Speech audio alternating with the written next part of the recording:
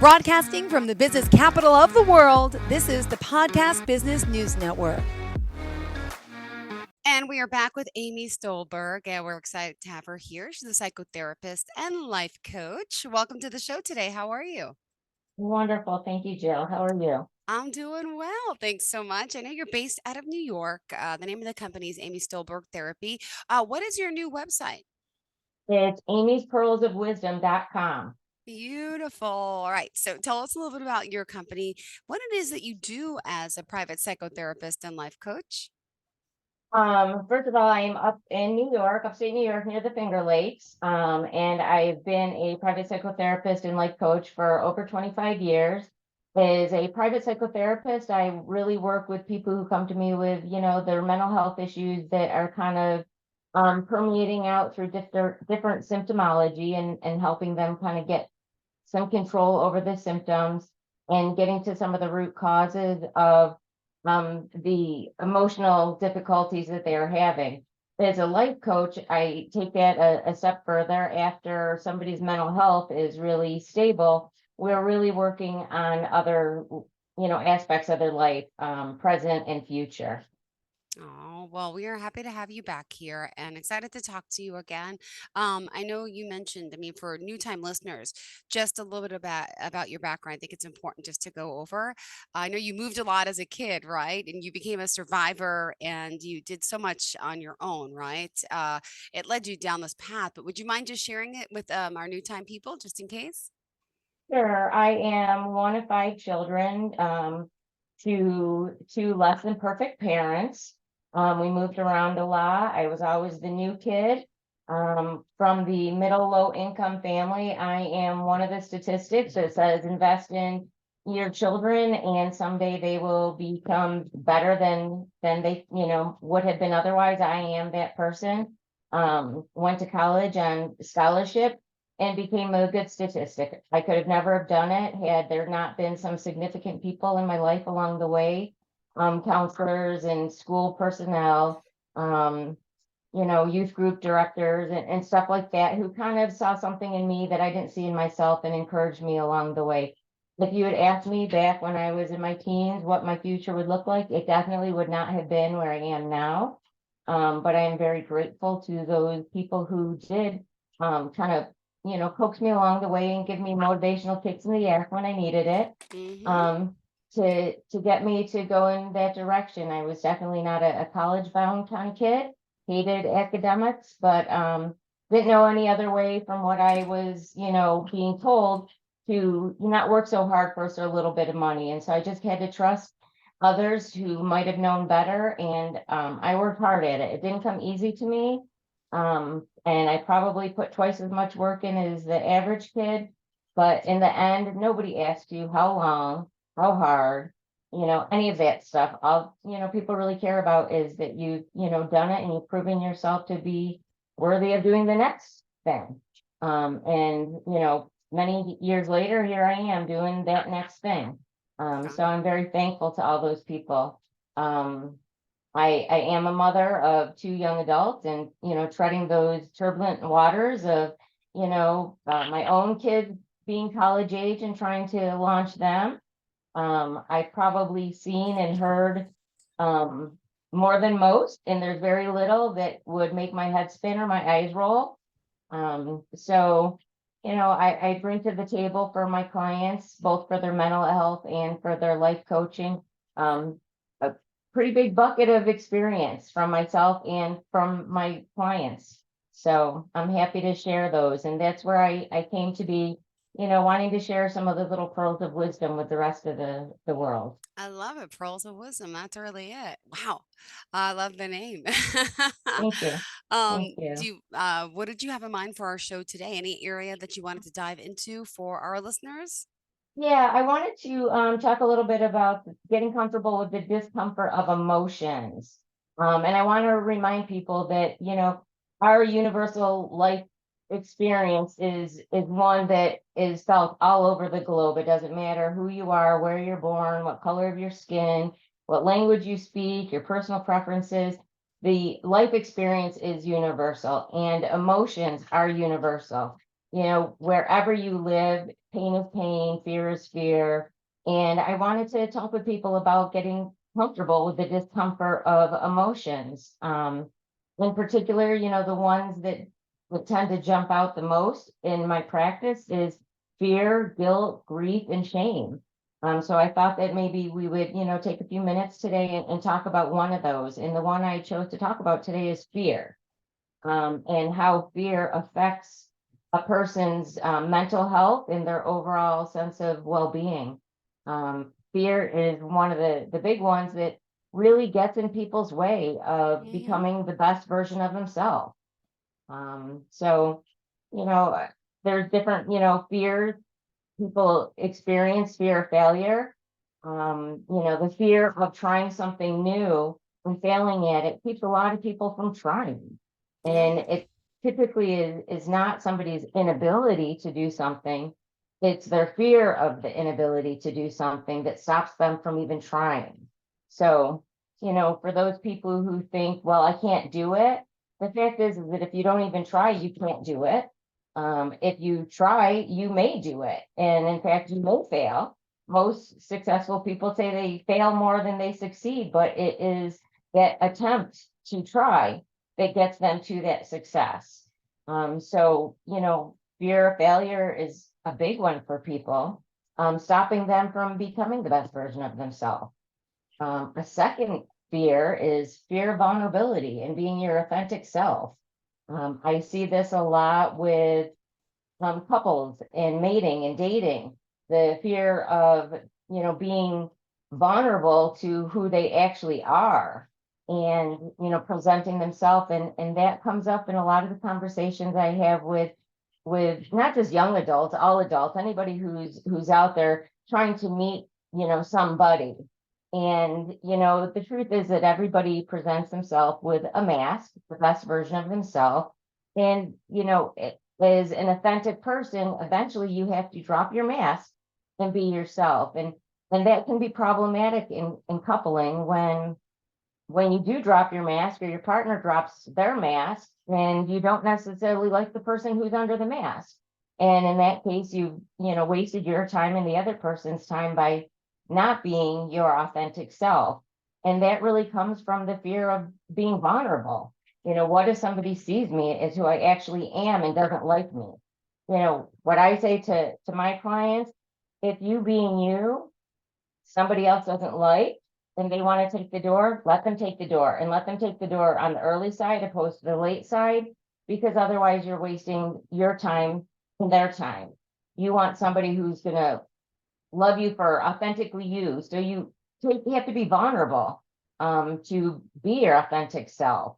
And so vulnerability is a second, fear that people have that really, create stumbling blocks in their life.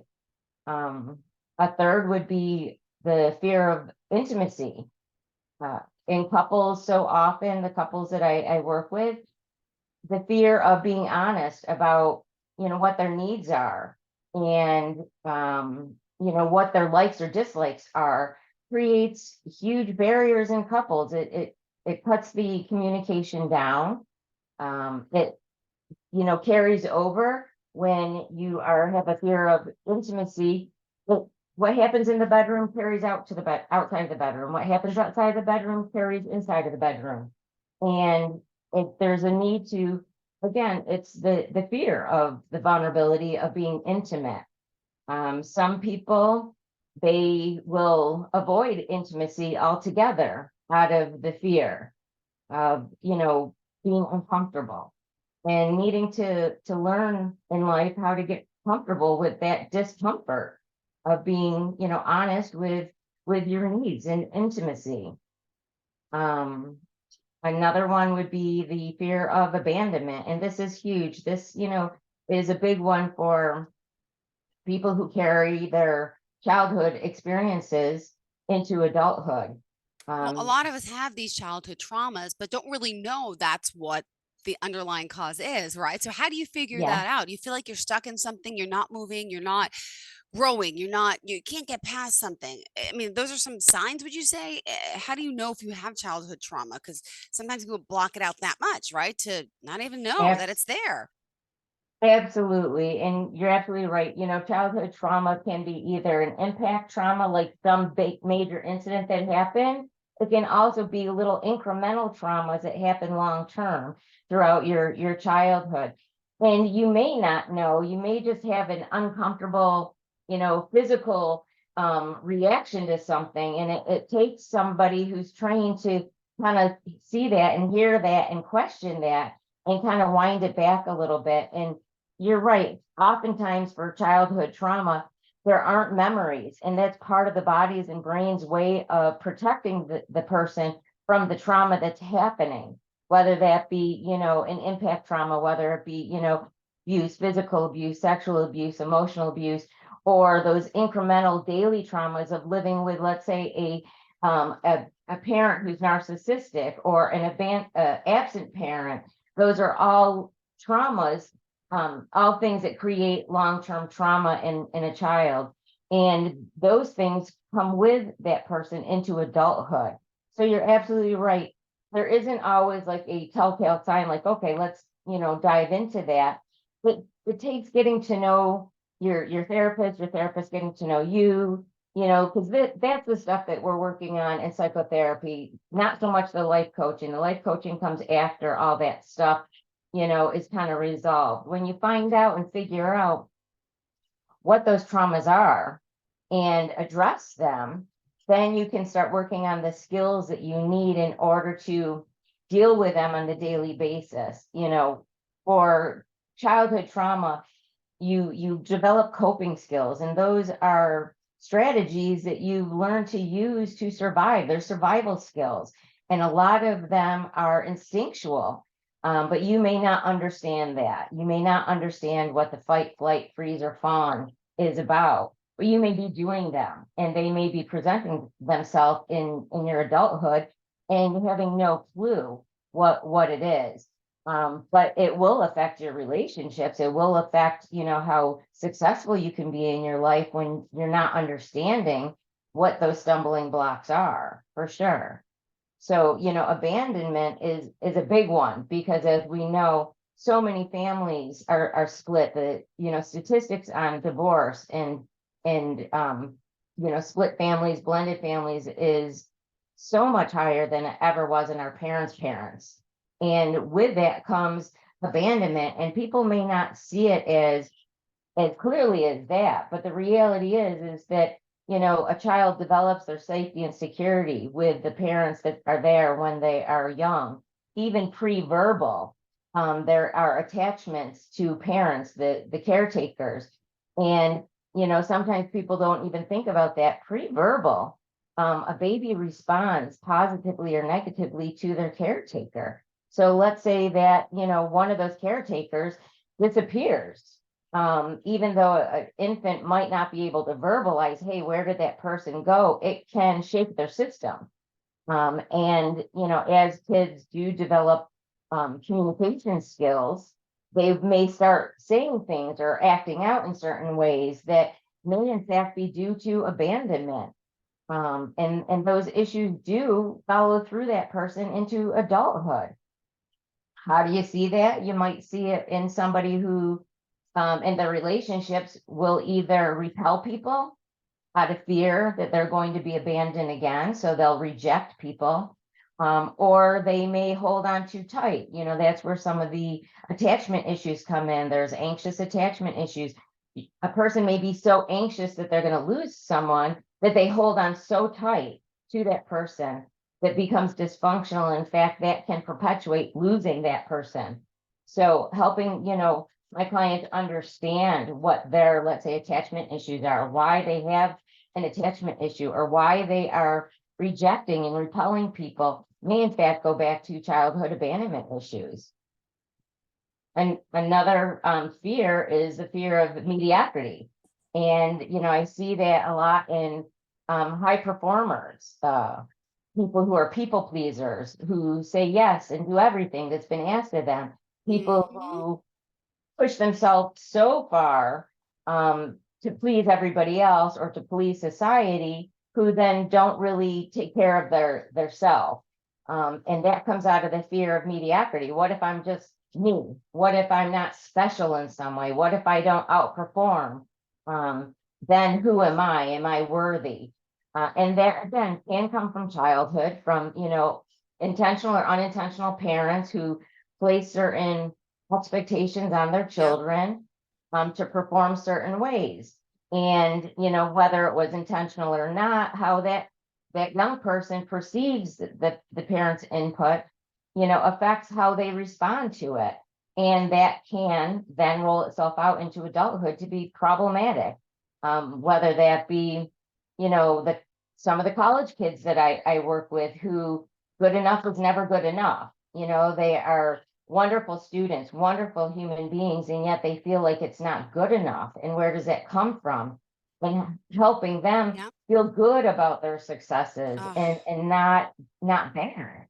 Um, the fear of mediocrity I see in my high executives, people who at a very young age, ran up that corporate ladder because that was success. And then what? When somebody's at the top of their game at a very early point in their life, then what else do they have to work for? Um, they have outrageous hours in an office away from their family, for what? For the money that pays for the home where the mm-hmm. family stays that they never see, for the money that pays for all the luxuries that their family has that Yeah, they never share in because they're not there, because they're locked in an office doing what they've been trained to do to, be better than. And the thought of being less than is so scary for some people that totally. that they can't deal. And so it's not unheard of to hear about top executives, top performers who unravel. Nobody could have imagined that person you know came apart like that. The fact is that they were probably barely holding it together all the way up to the top. And it's very scary. um then what?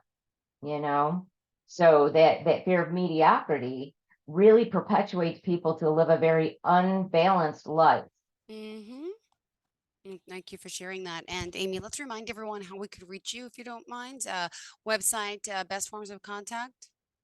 The best form of contact is through my website. It is amypearlsofwisdom.com. That will lead you to me and get you the information that you need to get about me. Oh gosh, yeah. So we're talking about fear, right? And how that can really control our lives and limit us with our limiting beliefs. What else in particular did you want to add about that before we want to, if you do want to move on to a different topic?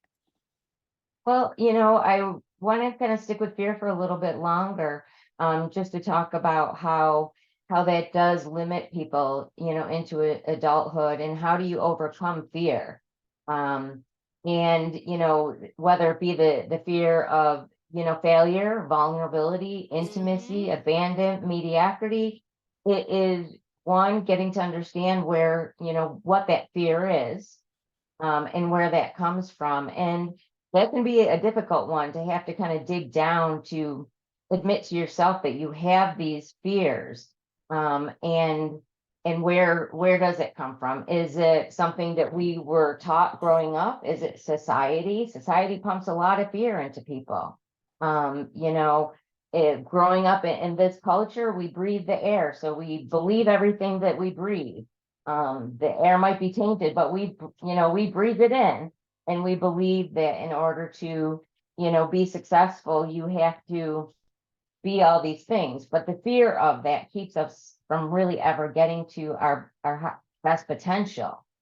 Um, so, challenging ourselves, which can be extremely scary, as even as adults, challenging ourselves to be honest with ourselves, and to the rest of the universe, is probably, you know, goes right down to our core.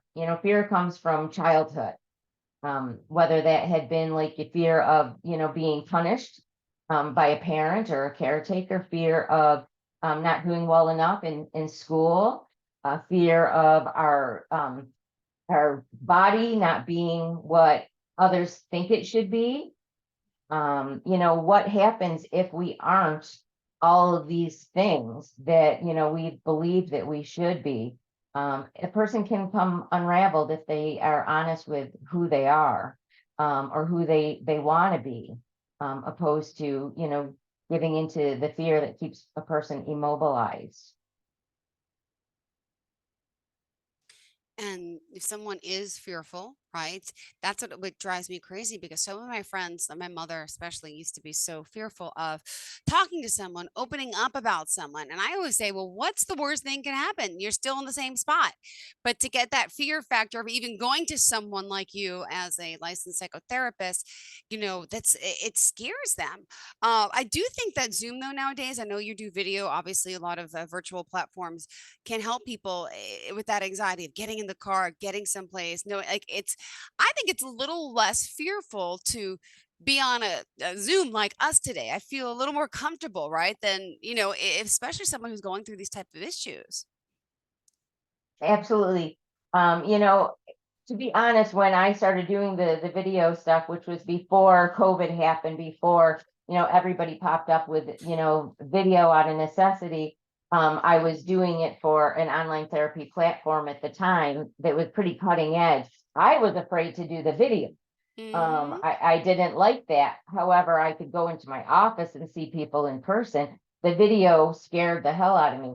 However, I realized that there are people out there who, if there weren't the video platform, would never get help because they were afraid. They're afraid to come into the office, afraid for some people to leave their home, afraid to get Yeah. in their car and drive to the office. So the video platforms have opened the possibilities up for a lot of people. But you're absolutely right. And I ask my clients all the time, what's the worst case scenario? What would be the worst possible thing that could happen if you were to try something and fail? If you were to be your authentic self? What would be the worst thing that could happen if you were honest with your intimate partner, or that you gave it a shot and not worried about if that person's going to leave you or not? And you know what's the worst thing that could happen if you don't make it to the top of your game by the time you're 30 or 40 or 50? What's the worst thing that could possibly happen? And put it out there, because the reality is, what's the best possible thing that could happen? And throwing that out there as well, there is that possibility that you might succeed, that being vulnerable might allow somebody to see you as you truly are, and you can relax and be comfortable with who you truly are. um you know Putting yourself out there to your intimate partner might actually allow them to give you what you need. Abandonment, the fear of abandonment, well, what if you just give it your all, and if by chance that happens, there's a good possibility that that never happens. And how much further ahead are you, or behind are you? If your fear is that that nothing good will come of it, well, then that's the same that if you do nothing about it. So what do you have to lose? If your fear is that by being genuinely you, your partner is going to leave, well, if things are on the rocks right now, what do you got to lose? Partner who's half out the door? You might as well give it a shot. It's so true. Absolutely. Wow. Thank you for that. And again, if you're just tuning in now, besides the psychotherapy, it's also life coaching. Now, can both help with fear? Absolutely, absolutely. Because fear, although it might have the roots in childhood or some, other, mental health issue, some trauma experience, it comes into play every day with our interactions with other people, with our decisions that we make about our life, about our professions and careers. Um, so, coaching people through the barriers that get in their way of doing new things. Doing this podcast was a fear of mine. I challenged myself. This all started because I challenged myself to deal with my own, fears. And the more you challenge yourself, the less frightening it becomes. Yeah. not that it isn't still frightening. I'm shaking in my shoes every morning that I have to do this, but I can be afraid and still do it. Got it. And that's a message that I, try to communicate to my clients. Not only do I do what I ask my clients to do, but you can be afraid of some of these things and do it anyways. Still do it. Yeah. The reality an emotion is an emotion, and it never truly kills you. It may be physically painful at times and be very scary at times, but the reality is nobody's ever truly died from fear. And so, going out there and doing it anyways, and every time you do and you live through it, you have one more experience to prove to yourself that it didn't kill you. You lived through it, And and you can do stronger. it Yep. again. Yeah. Absolutely. Well, thank you for that. Amy Stolberg, tell us how we can reach you. Amy'spearlsofwisdom.com. That's AMYSPEARLSOFWISDOM.com. Amy's Pearls of Wisdom. Well, thank you so much. And looking forward to the next time we connect. I hope you have a great weekend. Thank you for being here. Good seeing you again. Thank you. You too. Thanks Take so care, everybody. Thank you. Everybody find somebody if you need somebody. Oh, I love it. And give her a call. Thanks, guys. Have a great day. Are you looking for even more of the podcasts and hosts that you love? The Podcast Business News Network is proud to announce that you now have even more ways to listen live. Check out the MyTuner Radio, online radio box, and Simple Radio apps on iOS and Android, or find us online. Search for Business News Network on mytuner-radio.com, or search Podcast Business News Network on streama.com and onlineradiobox.com/US. Take your podcast on the go and don't miss a minute of the action.